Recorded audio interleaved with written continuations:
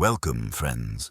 Today, we dive into one of the darkest secrets of the Star Wars galaxy, the forgotten underworld of Coruscant, the shining capital of the Republic, and later the Empire, where beneath a billion glittering lights lies an abyss of 5,000 levels. Descending into absolute darkness, this is a story about what happens when you fall, not metaphorically, but literally, down through the layers of the most populated planet in the galaxy, where each level down strips away another piece of your humanity, your hope, your future. This is a story about a mechanic who lost his job after Order 66, who couldn't pay rent, who descended from level 1850 where sunlight still reached through windows, down to level 1200 where neon signs replaced the sky, down to level 800 where criminal syndicates ruled and bodies piled in alleys, down to level 500 where civilization dissolved into pure survival, down to level 200 where cannibals hunted in darkness, and finally to level 1, the ancient foundation of Coruscant, where mutants crawl through toxic ruins and no one who reaches bottom ever climbs back up.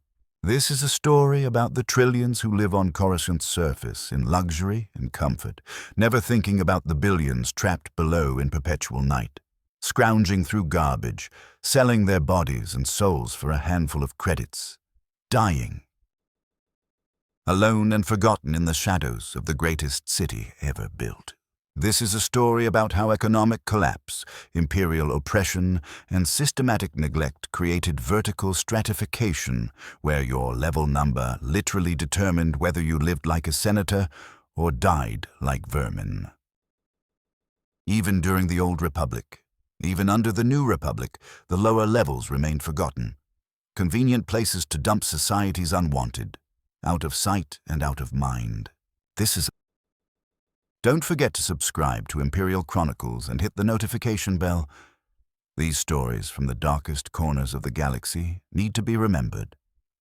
Now close your eyes and imagine.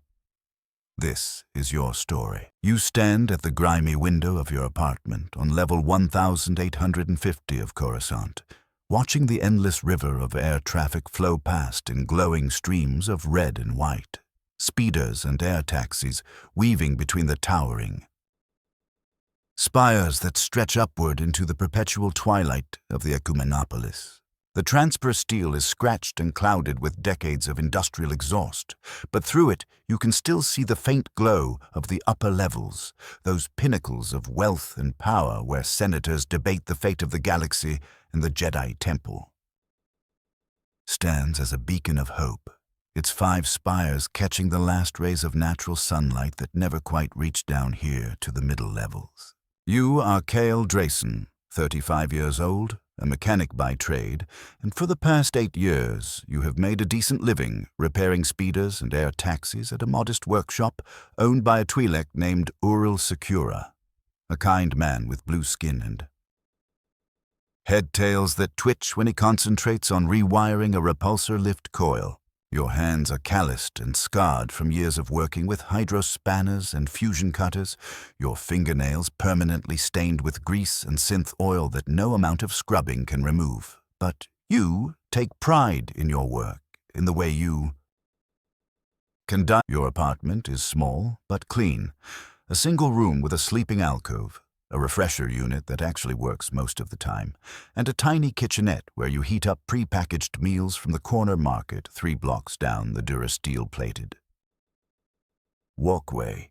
The walls are bare permacrete, painted a faded beige, and the only decoration is a hollow projector unit you salvaged from a broken taxi, which you use to watch the HoloNet news in the evenings after work, the blue-white images flickering as anchors. Discuss the Clone Wars that have been raging across the galaxy for the past 3 years.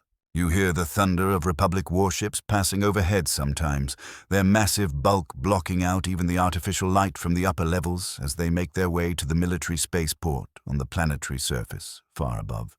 And you think about the clone troopers packed inside those vessels, identical men bred for war.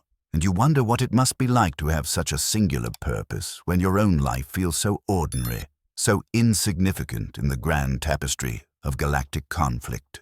Today is the day your life changes forever, though you do not know it yet. The date is the 19th year before the Battle of Yavin, just days after the execution of Order 66, though the news has not yet filtered down to your level in all its terrible clarity. You arrive at work as usual, walking the 15-minute route through crowded streets where vendors hawk grilled Nerf meat skewers and bootleg holodramas, where Rhodians and humans and Duros jostle past each other in the eternal rush of Coruscants. Middle class trying to survive another day. The workshop is located in a converted loading bay, its roll-up door open to reveal the cluttered interior filled with disassembled speeders, diagnostic equipment, and the acrid smell of welding flux mixed with the sweet scent of lubricant oil. What's happening? You ask, stepping forward, and one of the stormtroopers levels his rifle at your chest, the barrel a black circle of potential death. Move along, citizen. Uriel looks up at you, his dark eyes pleading, his head-tails drooping in defeat. Kyle, don't, he begins. But a stormtrooper strikes him across the face with the butt of his rifle, and you hear the sickening crunch of bone, see the spray of purple Twi'lek blood splatter across the Duracrete pavement. You take a step back, hands raised, heart hammering in your chest like a malfunctioning repulsor coil. I don't want any trouble. I just work here. I'm just a mechanic. Then you're unemployed as of now. This business is Imperial property. Leave before you're arrested for obstruction. The stormtrooper's rifle does not waver. You turn and walk away, your legs moving automatically while your mind reels. Ural arrested. The workshop seized. Your job gone. Just like that, in the span of seconds, your stable life has evaporated like coolant from a ruptured line. You make your way back to your apartment in a daze, the streets seeming too bright, too loud, the voices of vendors hawking their wares grating against your ears like grinding gears. Inside your tiny room, you sit on the edge of your sleeping pallet and try to think. You have savings, enough for 3 months of rent if you are careful. If you eat only the cheapest synthesized protein paste and ration your water usage. 3 months to find new work. It should be enough. It has to be enough. But the galaxy has changed in ways you do not yet fully comprehend. The Republic has become the Galactic Empire overnight, and Emperor Palpatine's reorganization of the economy prioritizes military production above all else. Civilian repair shops are being shuttered or absorbed into Imperial logistics networks. The job market is flooded with thousands of unemployed workers, former Republic officials deemed insufficiently loyal, clone troopers decommissioned after the war's end, refugees from worlds devastated by the fighting. You spend 4 months searching, filling out application after application on public data terminals, attending interviews where cold-eyed human resource droids inform you that your skills are not currently required, that the Empire values loyalty and service above mere technical competence. Your savings dwindle. The first month you cut back on meals, eating only twice a day. The second month you sell your holo projector unit, the only luxury you owned, for a handful of credits that barely cover 2 weeks of rent. The third month you stop using the refresher unit's water heater to save on utility costs, bathing in icy water that makes your teeth chatter and your skin break out in goosebumps. By the 4th month, your landlord, a heavy-set Quarren whose face tentacles quiver with irritation, appears at your door demanding payment.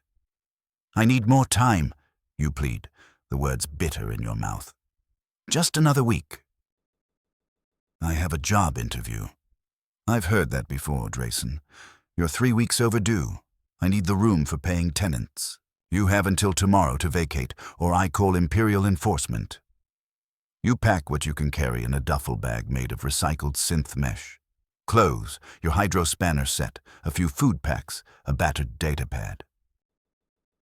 Everything else, the furniture, The kitchenware, the few personal mementos of a life that already feels like it belonged to someone else, you leave behind. You descend to level 1,700, where the rent is cheaper and the accommodations correspondingly bleaker. A dormitory that houses 20 people in a single long room, triple-tiered bunks made of welded durasteel with thin foam mattresses that smell of old sweat and desperation. The ventilation system is broken, the air thick and stale, and at night you lie awake listening to the symphony of snores, coughs, and muttered nightmares of your fellow residents. You find work, finally. Day labor loading cargo at a freight depot, the pay just barely enough to cover your bunk fee and 2 meals a day of watery grain porridge. Your back aches from lifting plasteel crates. Your hands develop new calluses on top of the old ones, and each night you collapse into your bunk, too exhausted to dream. 6 months later, the foreman cuts your hours.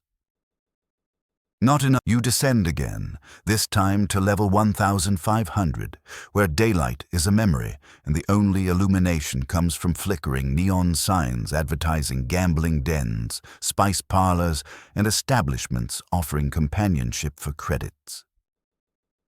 The descent level 1,200 marks a threshold, a boundary between the Coruscant of civilization and the Coruscant of the forgotten.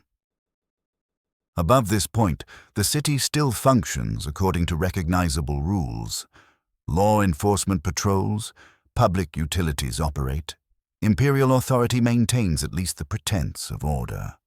Below, those certainties dissolve like sugar in acid rain. You arrive here in the 18th year before the Battle of Yavin. Having descended 350 levels in a single standard year, your fall accelerating as each loss of work and shelter pushes you deeper into the urban abyss. Here, the sky is gone completely, replaced by an endless ceiling of durasteel and permacrete platforms that form the foundation of the levels above, layers upon layers of city built on the corpse of earlier construction stretching back thousands of years. The only light comes from advertisements hollow projected onto walls by failing emitters, their colors garish and stuttering, red and blue and green flashing in seizure-inducing patterns advertising death stick dealers, unlicensed medical clinics, and brothels where Twi'lek dancers promise pleasures you can no longer afford to even contemplate.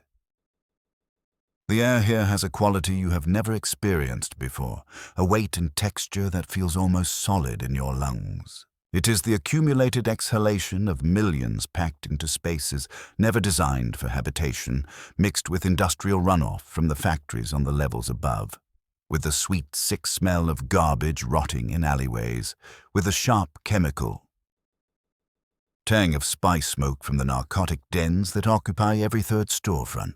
You breathe. You cannot hold your breath forever.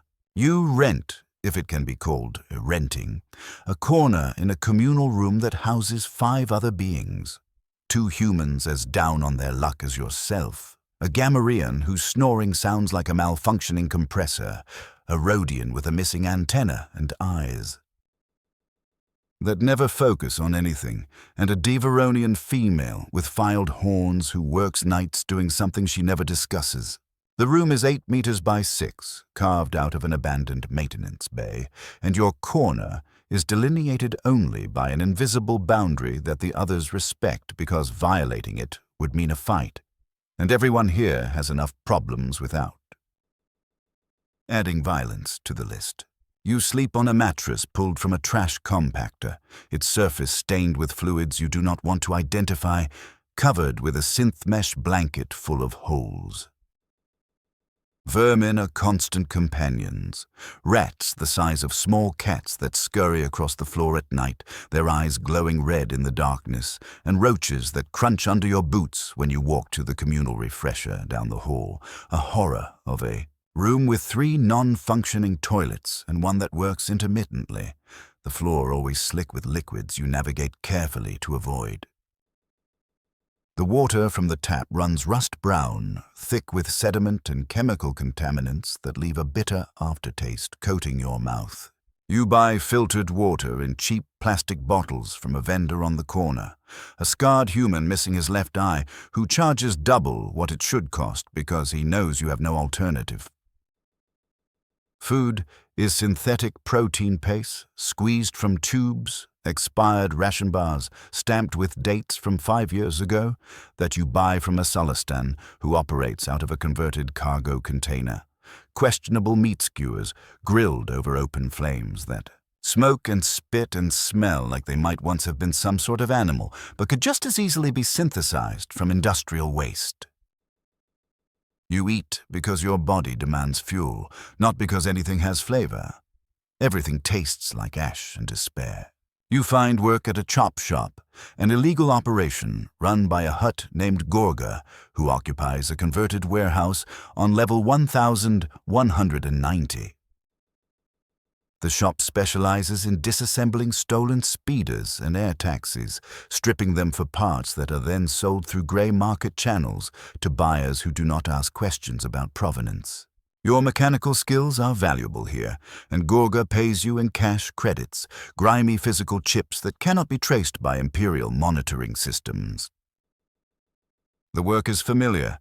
You are doing essentially what you did at Ural's shop, just on stolen vehicles instead of customer repairs. But the environment is toxic in every sense.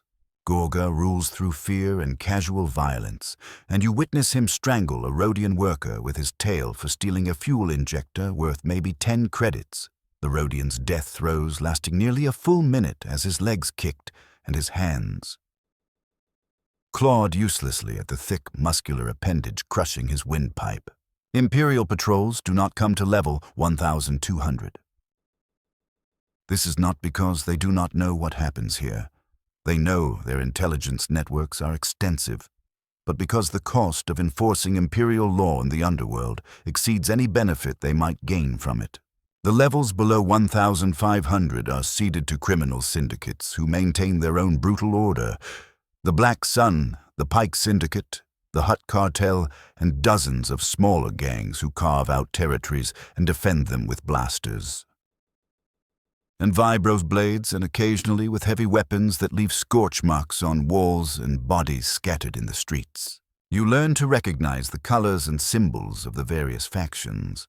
Learn which streets are safe to walk and which require paying a toll to the gang members who lurk in the shadows. Every week, you surrender 20% of your earnings to a human gang that controls your section of level 1,200, 3 thugs with crude tattoos and cheaper blasters who collect their protection money with smiles that promise violence if you are late or short. At night, you hear gunfire, the sharp crack of blaster bolts impacting durasteel and flesh, followed by screams that echo through the ventilation shafts. Sometimes in the morning, there are bodies and cleanup crews, independent contractors who specialize in corpse removal, arrive to haul them away to the incinerators on level 900, where they are reduced to ash and their ashes dumped into the waste recycling system that eventually processes them into fertilizer for the rooftop gardens on the upper levels, where the wealthy dine on fresh vegetables, never knowing they are eating the recycled molecules of the poor who died in the darkness below. You keep your head down, do your work, collect your pay, hand over your tribute to the gang, eat your tasteless meals, and try not to think about the future because the future is a luxury you cannot afford. The present is struggle enough. Each day a battle to survive, to earn enough credits for food and water and your corner of floor space, to avoid the violence that erupts randomly like solar flares. You witness 3 murders in your first 6 months on this level. A Twi'lek stabbed in an argument over a gambling debt, his purple blood pooling on the Duracrete as bystanders stepped over his convulsing body without pausing. A human woman shot in, the face by a spice dealer when she could not pay, the back of her skull exploding in a spray of red and grey matter that splattered across the wall behind her, where it remained for weeks, gradually darkening to brown, and a Rhodian beaten to death by 4 assailants in an alley. the wet sounds of fists and boots impacting flesh, mixing with his high-pitched screams until they ended in a liquid gurgle and silence. Each time you walk past, look away, say nothing. This is the first rule of survival on the lower levels. Do not get involved. Do not bear witness. Do not report anything to anyone because there is no one to report to, and speaking up only marks you as a target. You are a ghost among ghosts, invisible and insubstantial, and that is how you survive. The descent to level 800 happens suddenly, violently, in a single night of chaos.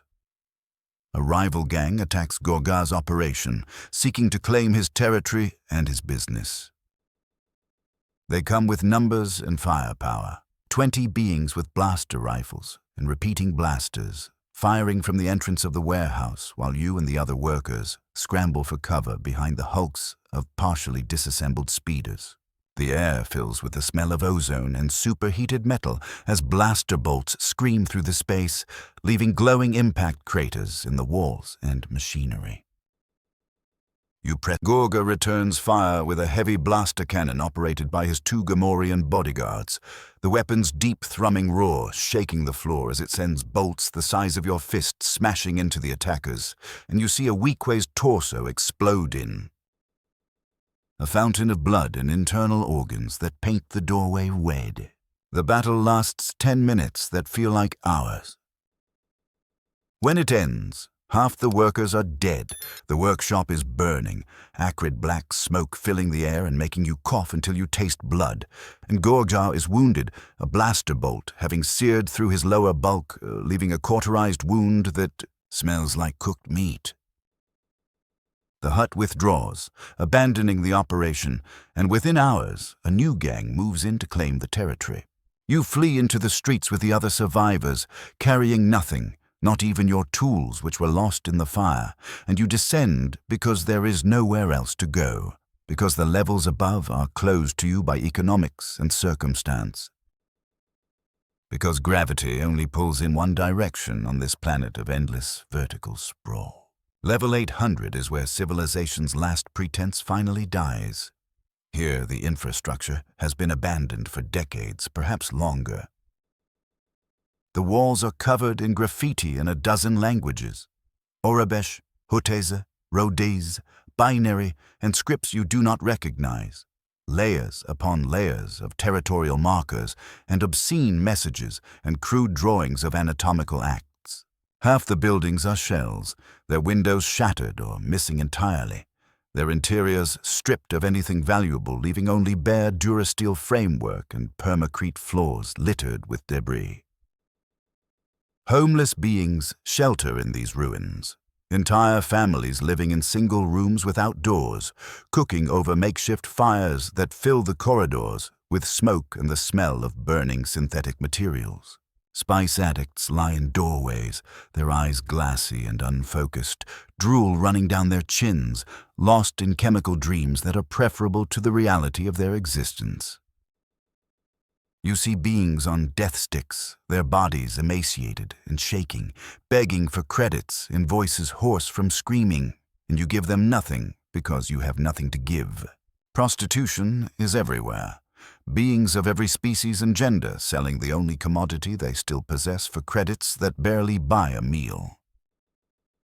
Twi'leks and Zeltrons and humans stand on corners in revealing synth leather that does nothing to protect them from the cold, recycled air, calling out to passers-by with promises of pleasure delivered in voices that sound already dead.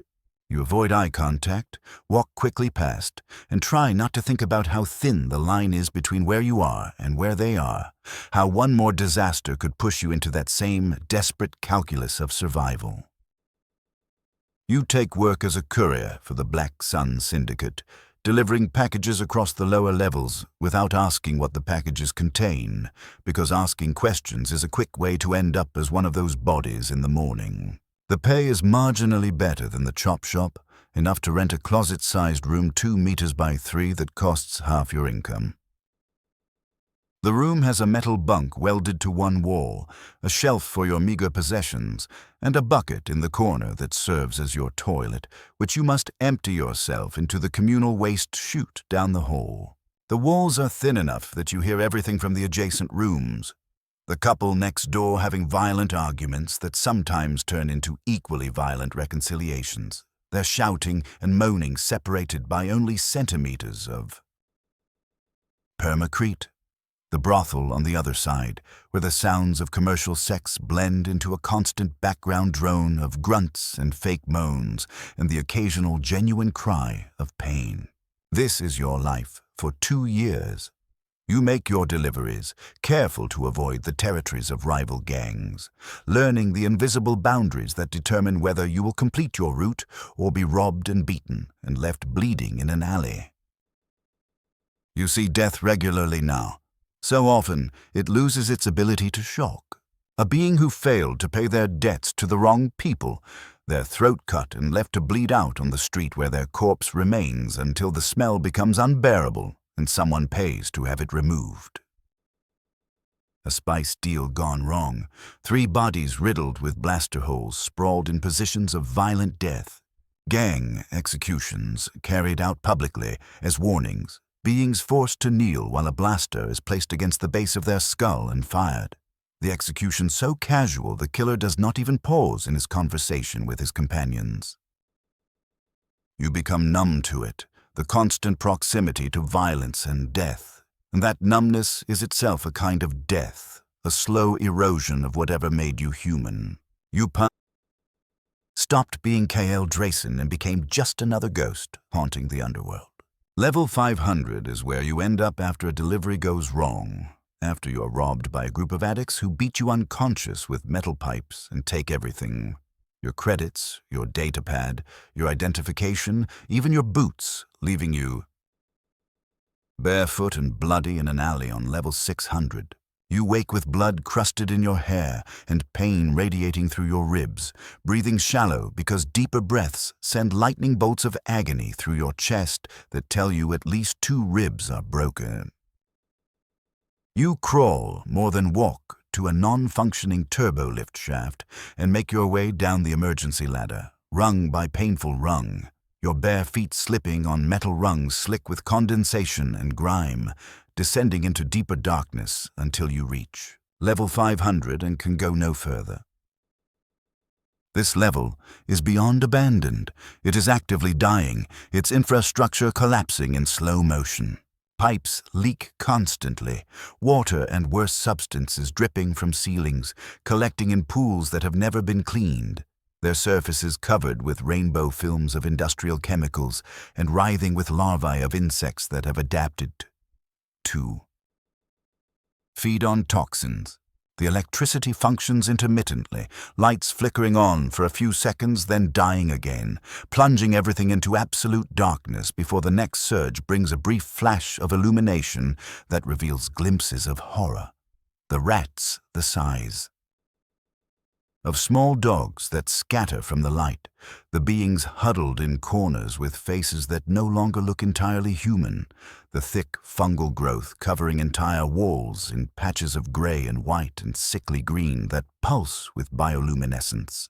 You move through this world with a wound in your side that will not heal properly, that seeps clear fluid and smells of infection despite your attempts to clean it with contaminated water.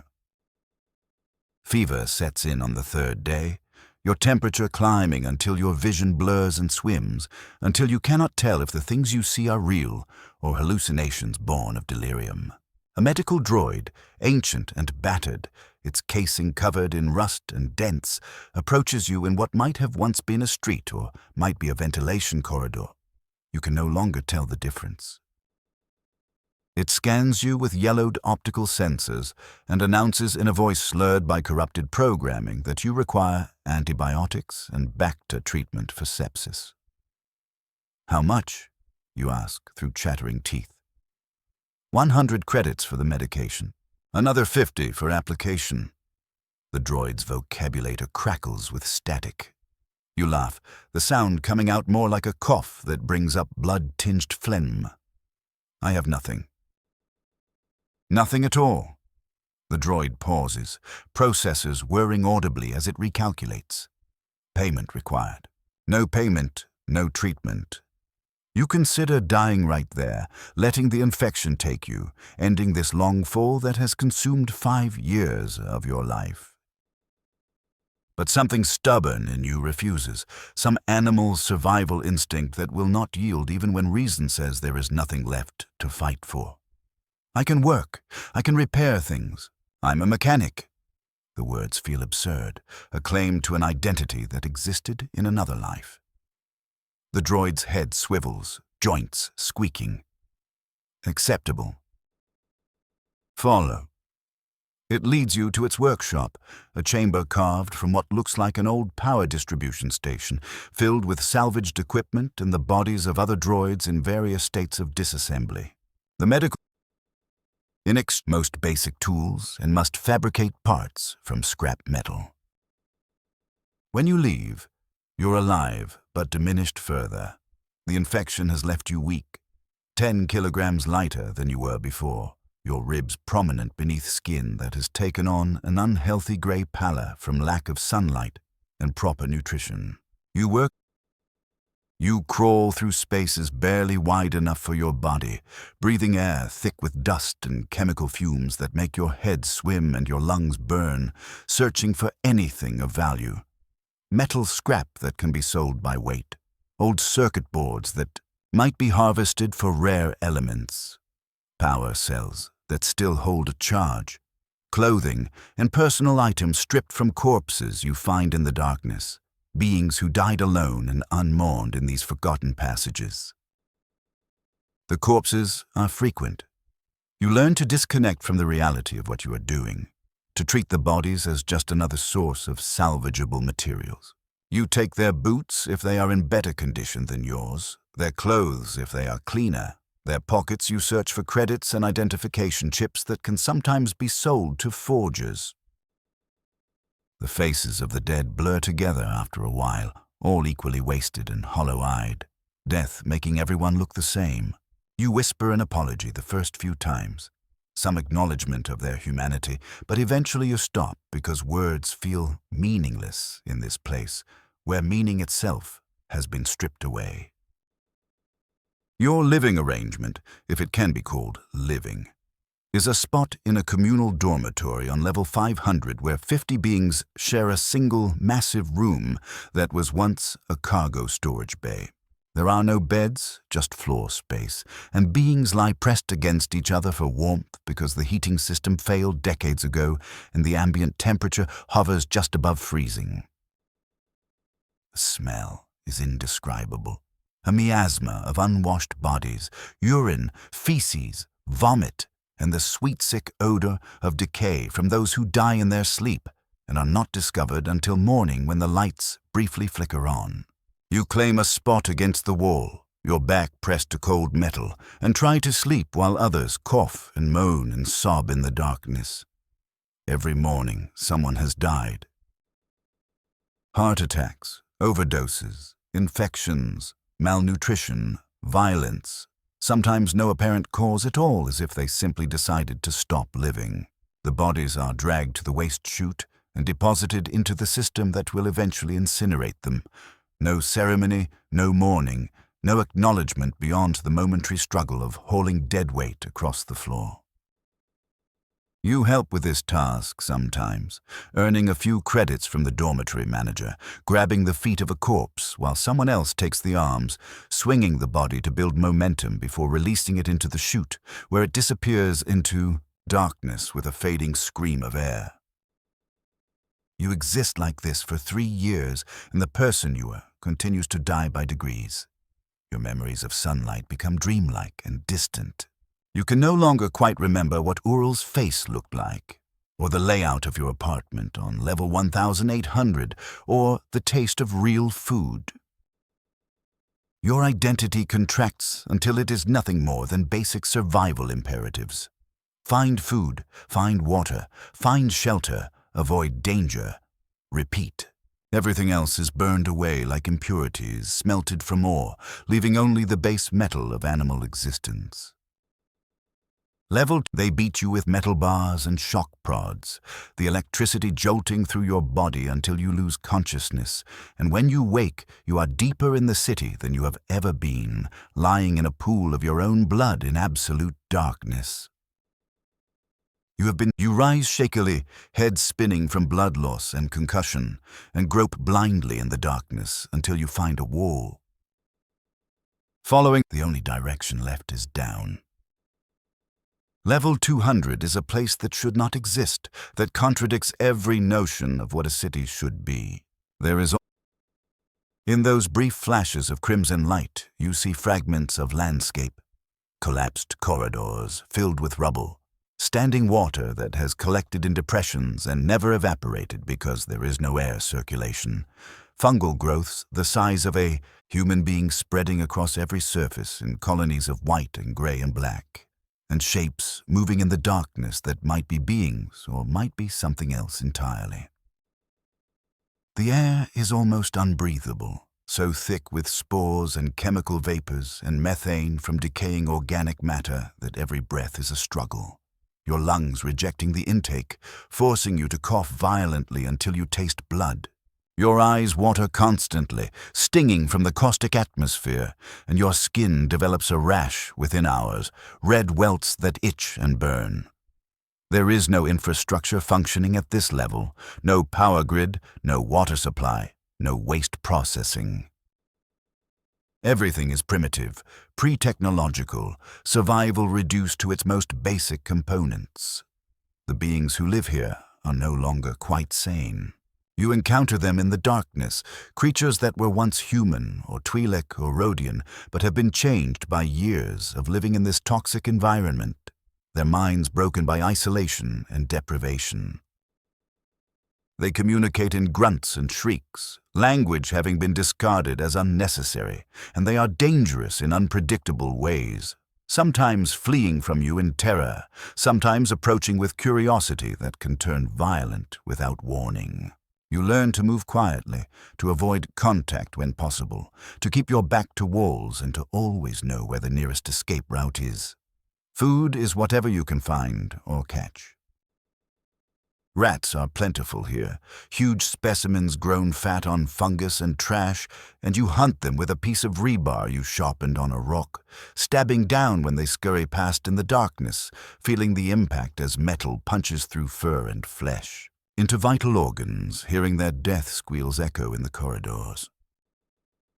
You eat them raw because there is nothing to cook with and no fuel for fire, tearing into the flesh with your teeth, the taste metallic and gamey and foul, but providing the protein your body desperately needs.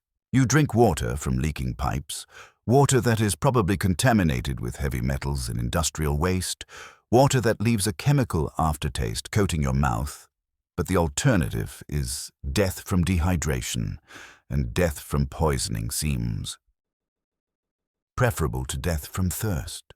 You find shelter in the wreckage of what might have once been a residential building thousands of years ago when this level was the surface of Coruscant, before the city grew upward and buried its own past beneath layers of new construction. The structure is largely collapsed, but there is a chamber accessible through a narrow opening that you block with scavenged metal sheets, creating a space that is yours alone in this nightmare of shared misery. Here you sleep fitfully, waking at every sound, every drip of water, every skitter of vermin feet, because sleep is vulnerability, and vulnerability is death. One night, though night and day have no meaning here where time is marked only by the irregular cycling of your own circadian rhythm, you hear sounds from the corridor outside your shelter. Not the usual ambient noise of the level, but something organized, purposeful. Footsteps, multiple beings moving in coordination, and voices speaking in low tones. You peer through a gap in your barrier and see lights, actual functioning glow rods carried by a group of beings, and your heart leaps with wild hope that it might be some kind of rescue operation. Someone from the upper levels finally acknowledging that people still exist down here. But as they draw closer, you realize these are not rescuers. They are a hunting party, 7 figures dressed in ragged clothes and makeshift armor, carrying crude weapons, vibroblades, sharpened metal bars. One has what looks like a functioning blaster, though its power pack glows only dimly. They are hunting people. You watch in frozen horror as they corner another scavenger, an older human man who tries to run but is too slow, too weak from malnutrition to escape. They bring him down like predators on prey, and what follows is butchery. They kill him not quickly but slowly, their blades finding non-vital areas first, prolonging his suffering, and his screams echo through the level until someone finally cuts his throat, and the screaming stops, replaced by the wet sounds of cutting and tearing. They are harvesting him, you realize with sick understanding, taking the meat, and you remember stories you heard on the levels above about cannibals in the deep undercity, stories you had dismissed as urban legends meant to frighten people. But they are true, they are horribly true, and you press yourself deeper into your shelter and do not breathe until the hunting party has moved on with their prize. After that, you sleep even less, every noise a potential threat. Every shadow a possible predator. You consider going deeper, descending further, but even in your depleted state you recognize that impulse as madness. There is nowhere lower to go that would not be worse, and bad as level 200 is, it represents a kind of equilibrium, a stable point in the descent, even if that stability is horrific. You lose track of time entirely. Days or weeks or months pass in a blur of scavenging and hiding and trying to find enough to eat to stay alive one more day. Your body deteriorates further. You are skeletal now, ribs and hip bones prominent, your face gaunt with eyes sunken deep into their sockets. Your teeth are loose from vitamin deficiency, your gums bleeding when you eat. Your hair has fallen out in patches, and sores cover your skin that refuse to heal in this toxic environment. You cough constantly, bringing up dark phlegm that you know means your lungs are damaged beyond repair, that even if you somehow escape to the upper levels, you would likely never fully recover. And still you survive, day after day, for reasons you can no longer articulate. Not hope. Hope is a luxury that disappeared hundreds of levels ago. Not even the survival instinct that drove you this far, because that has been ground down to almost nothing by years of suffering. Perhaps it is simply momentum, the continuation of a pattern established so long ago that stopping requires more energy than continuing. You're sitting in your shelter, gnawing on a piece of fungus you scraped from a wall. It is mildly toxic, but less so than starving, when you notice something strange. The emergency lights, which usually activate randomly, begin to pulse in a pattern, flickering on and off in what might be a rhythm.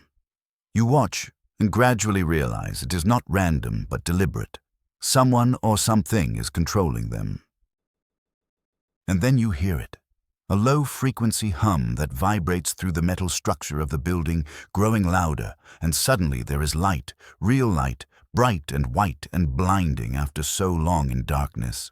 You shield your eyes, pupils contracting painfully, and when you can finally see, you're looking at a turbo-lift car that has descended the shaft you have not seen operational in years. The doors open, and 3 figures emerge. Humans in environmental suits with sealed helmets, carrying scanning equipment and weapons. Maintenance workers, you realize, or structural inspectors, come to assess something in the deep levels. They do not notice you at first, focused on their instruments, and you're about to call out to them to reveal yourself when one of them speaks. Seismic sensors are showing structural instability in this section. Recommend we flag it for controlled demolition before it causes a cascade failure into level 100. Controlled demolition. They're going to destroy this section and everyone in it. You should warn them. Tell them there are people living here, but the words die in your throat because you realize. They know, they must know, and they do not care. You remain hidden, and the inspectors complete their work and depart, the turbo lift ascending and taking its light with it, leaving you in darkness that is somehow deeper than before. You know you should move, should try to ascend to a higher level before the demolition occurs, but exhaustion and apathy pin you in place. What is the point? To climb back to level 500 or level 800 or any of the other circles of this vertical hell? You have fallen so far that climbing back is beyond your capacity, physically and psychologically. And so it takes you 2 days to make the descent, crawling down turbo lift shafts and emergency ladders, through maintenance tunnels filled with obstacles, past level 100 where you hear sounds of massive creatures moving in the darkness.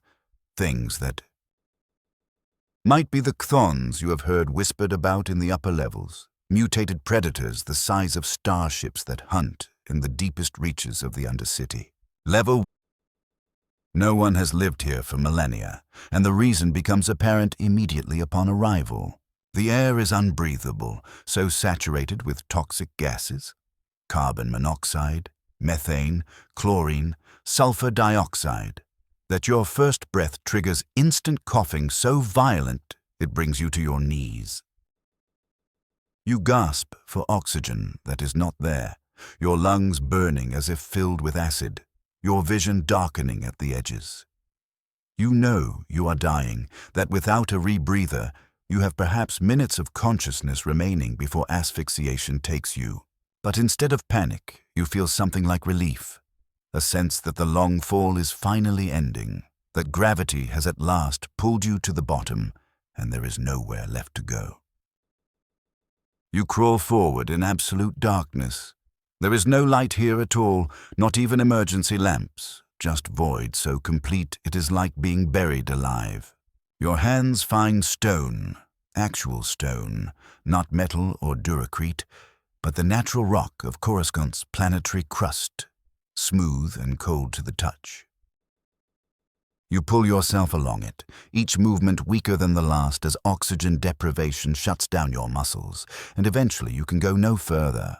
You roll onto your back, lying on stone that has not felt sunlight in 10,000 years, and you stare up into darkness that could be a meter above your face or a kilometer. Your thoughts fragment, consciousness dissolving like mist. You remember or hallucinate, you can no longer tell the difference, your apartment on level 1800, the view from your window of endless traffic flowing through canyons of durasteel and permacrete. You remember Ural, his kindness, his head tails twitching as he explained a repair technique.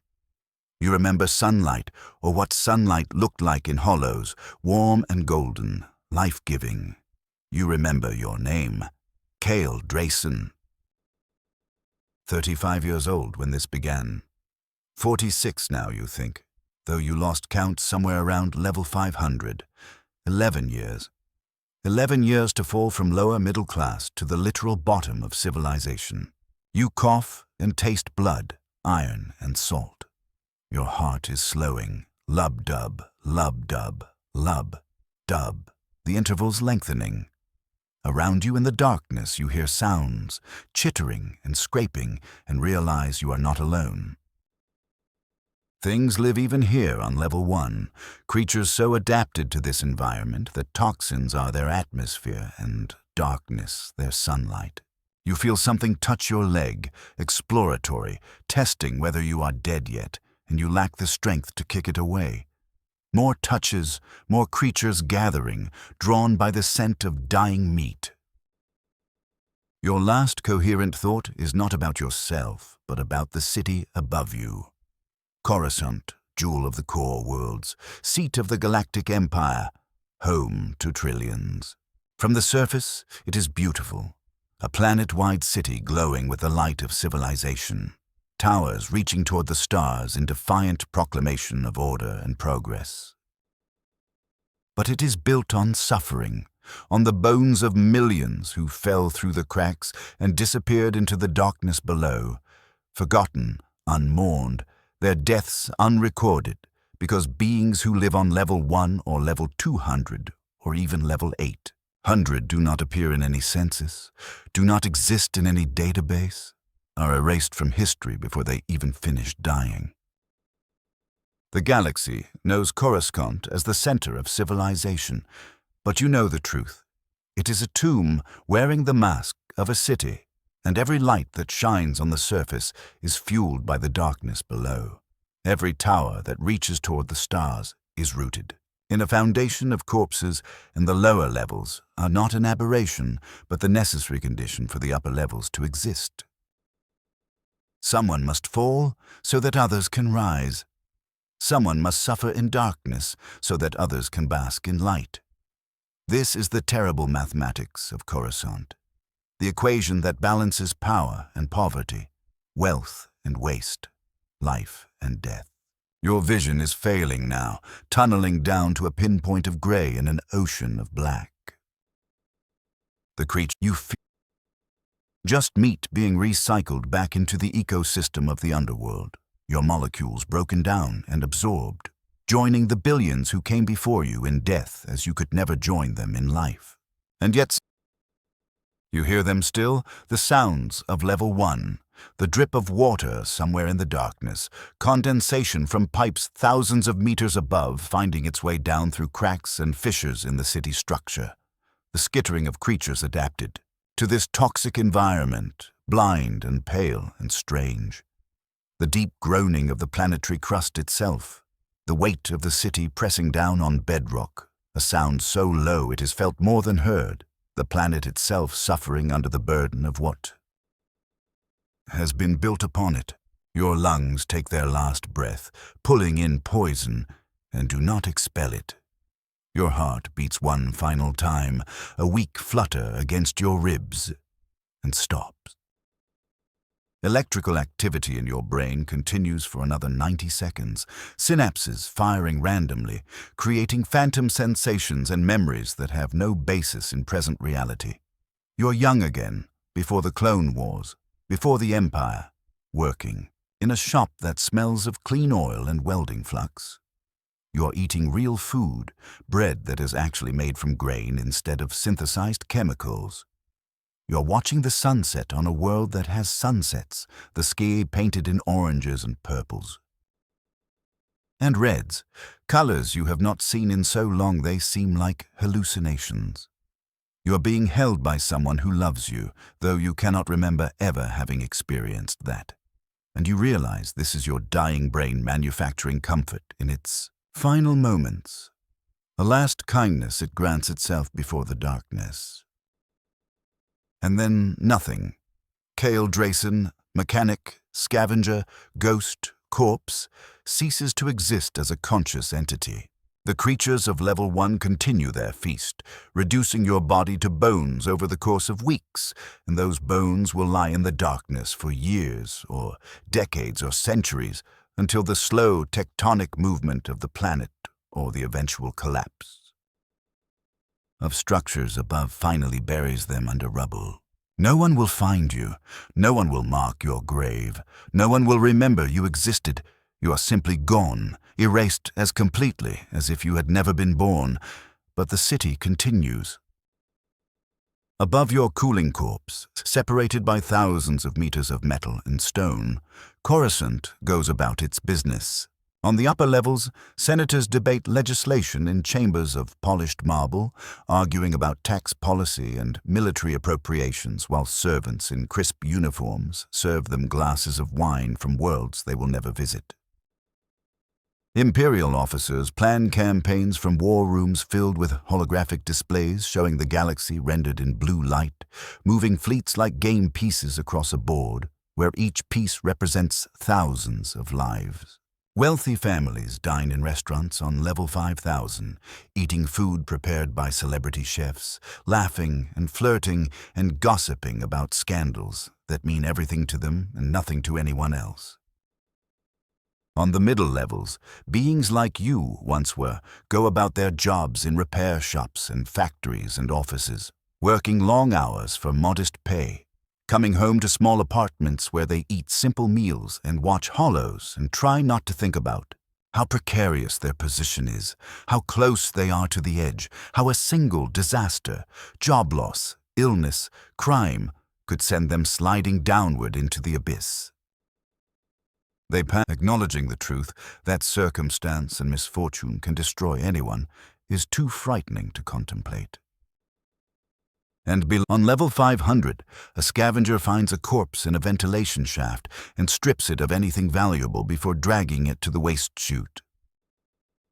On level 200, a hunting party stalks through the darkness looking for prey, their stomachs empty and their morality abandoned. On level 1, the creatures that devoured you move on to search for their next meal, your bones already forgotten, indistinguishable from the thousands of others that litter the ancient foundation.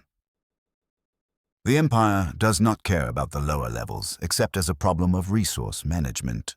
Imperial Star Destroyers and Stormtroopers in the apparatus of galactic control. The lower levels serve a function in Imperial logic. They are a safety valve, a place to dump the failures and the troublesome and the inconvenient, a bottomless pit into which undesirables can be thrown and forgotten. Better they die slowly in the darkness than foment rebellion in the light. Better they prey on each other than organize against their oppressors. Better they simply disappear into the vertical sprawl and cease to be a concern. And this is not unique to Coruscant, though Coruscant represents it in its most extreme form. Across the galaxy, on every world the Empire controls, similar dynamics play out. The stratification of society into those who matter and those who do not, those who live in light and those who die in darkness, those whose lives are valued and those whose deaths are merely statistics. Corellia has its factory slums where workers breathe toxic air for 12-hour shifts. Kuat has its shipyard underclasses who assemble star destroyers they will never be allowed to board. Lothal has its displaced farmers pushed off their land to make room for Imperial installations. Ryloth has its enslaved Twi'leks exported to brothels and labor camps across the Outer Rim. The Empire runs on suffering, uses it as fuel the way a reactor uses plasma, burning through lives to generate power. And the terrible truth is that most beings in the galaxy never see this, never know it exists, because the suffering is carefully hidden in places like the lower levels, in prisons on distant asteroids, in colonies on the Outer Rim that no one important ever visits. The galaxy sees the star destroyers and the white-armored stormtroopers and the symbols of strength and order, and they feel safe, they feel protected, never realizing that the protection is purchased with the blood of beings who are being ground into paste in machinery they will never see. Your death changes nothing. Tomorrow, someone else will lose their job on level 1800 and begin the same descent you made. Next week, another being will reach level 1 and die in the toxic darkness. Next month, 100 more. Next year, thousands. The machinery of Coruscant's vertical stratification operates continuously, sorting beings into categories of useful and useless, wanted and unwanted, alive and dead. You are just one input processed by that machinery. One statistic in a dataset too large for any single mind to comprehend.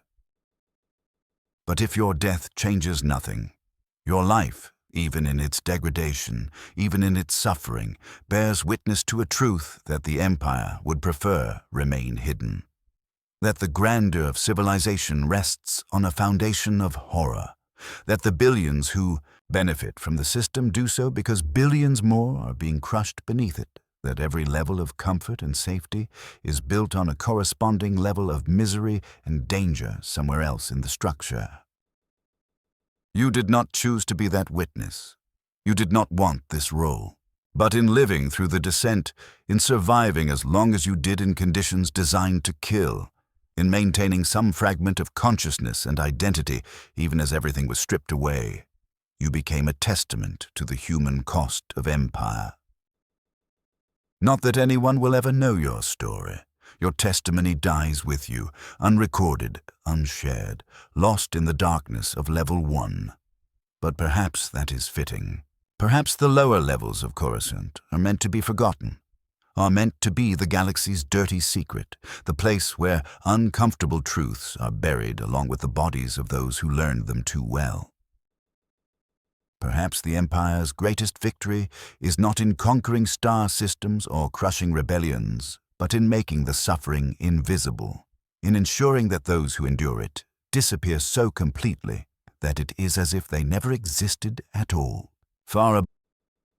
The words echo in a chamber where everyone present has never been below level 3000, where the concept of level 1 is as abstract as the far side of the galaxy.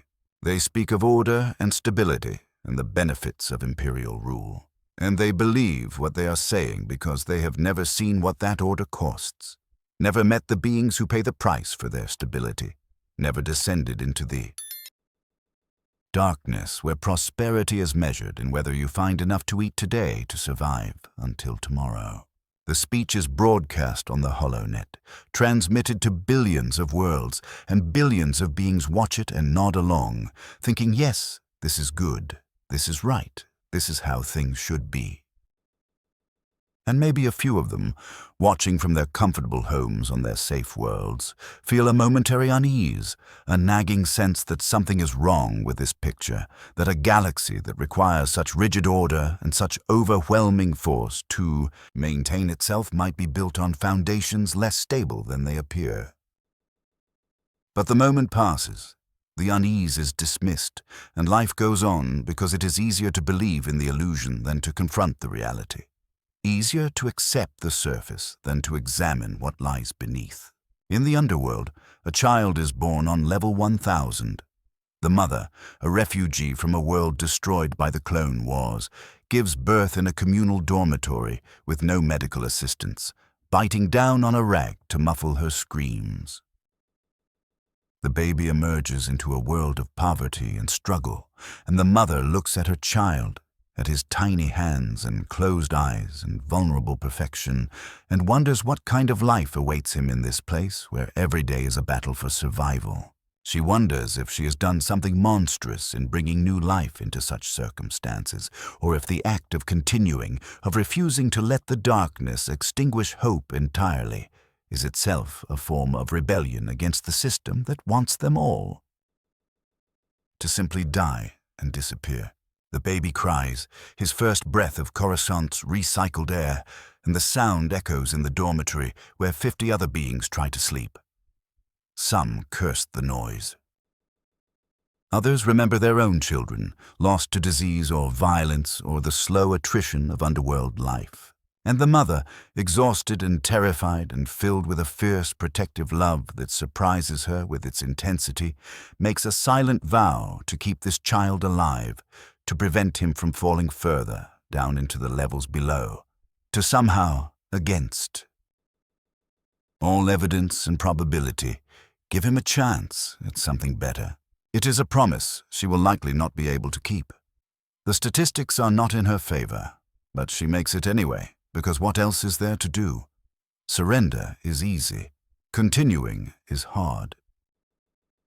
And maybe that is the real story of the lower levels, not the falling, though there is always falling, but the stubborn refusal of those who live there to completely give up, to keep struggling even when struggle seems pointless, to maintain their humanity and circumstances specifically designed to strip it away. Your corpse on level 1 is beyond such struggles now. Your story ended, your fall completed. But new stories are beginning all across the vertical sprawl of Coruscant.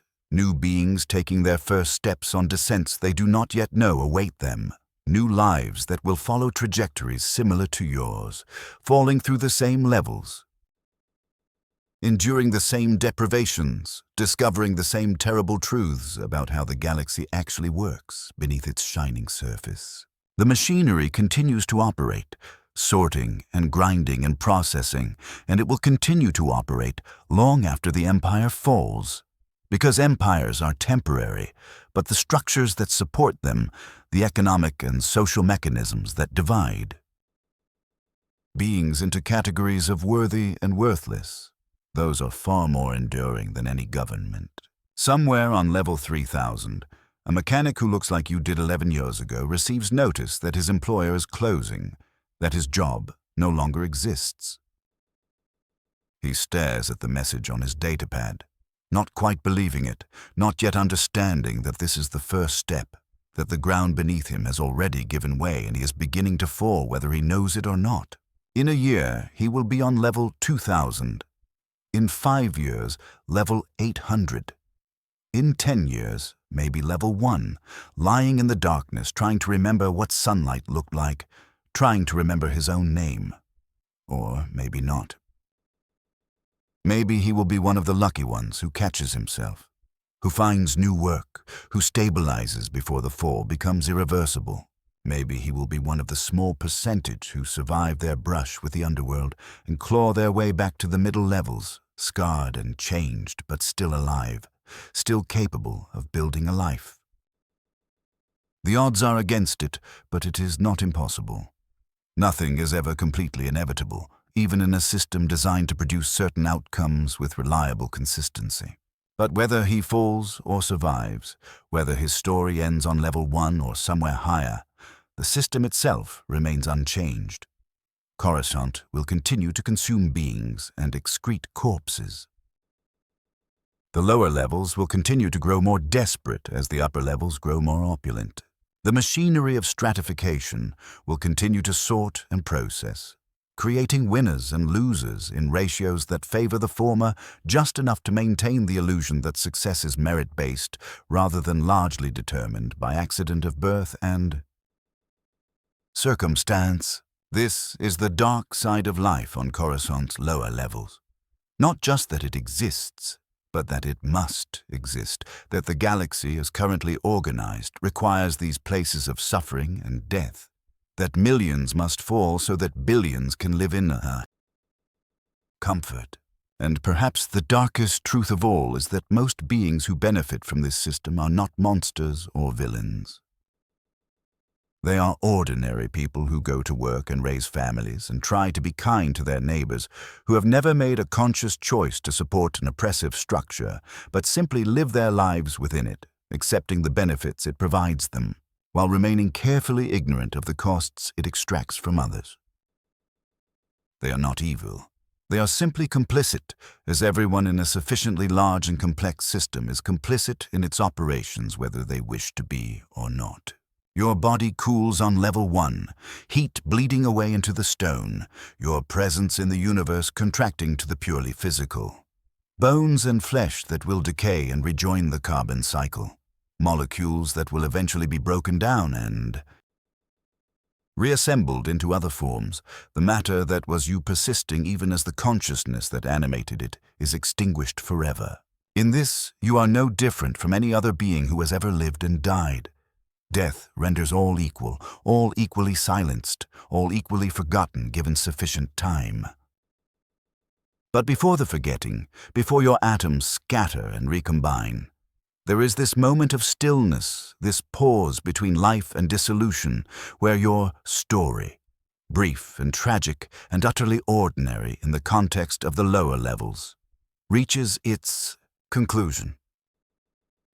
You fell, you suffered, you died, and the galaxy, vast and indifferent, does not notice, does not care, continues its rotation around the galactic core with the same inexorable momentum it has maintained for billions of years before your brief existence and will maintain for billions more after every trace of you has been erased from the universe.